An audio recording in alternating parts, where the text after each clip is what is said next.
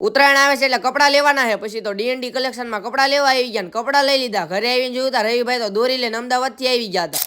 તો કેમ છો બધા મિત્રો, મજામાં દેશો? આપણા નવા મિની વ્લોગમાં તમારું બધાનું સ્વાગત છે. દરરોજની જેમ દુકાન ખોલવાની, પછી તો દુકાન ખોલી નાખી મેં આપણા કાકાએ દુકાને બેસી ગયા. દુકાને પછી તો આપણા પકા કાકા ચા લઈને આવ્યો. પકા કાકા તમને દિલથી આભાર, તમે ચા પાઈ દીધી. બ્રેડ વાળા દુકાને વસ્તુ દેવા આવ્યો. પછી તો મેં આપણા યશભાઈ મસ્કાબન લઈ લીધું. કોણે કોણે મસ્કાબન ખાધેલું હે કોમેન્ટ તો કરો.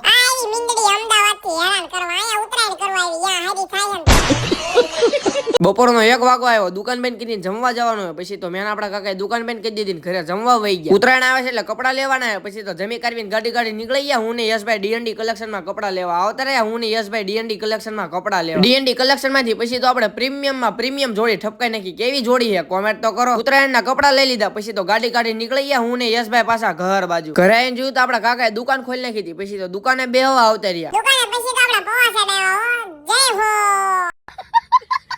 આખો દી દુકાને બેહી એટલે ભૂખ લાગે. પછી તો નાસ્તો કરી લીધો. પછી તો રવિભાઈ આવ્યા અમદાવાદ થી. આપણે એમની પાસેથી બરેલીની દોરી મગાવી. પછી તો બરેલીની દોરી મળી ગઈ. કેવી દોરી છે કોમેન્ટ તો કરો. દુકાને પછી તો આપણા હરદીભાઈ, આપણા મહાવીર કાકા ને આપણા પાર્થભાઈ ત્રણે મળવા આવ્યા. પછી તો ત્રણે રામ કર્યા.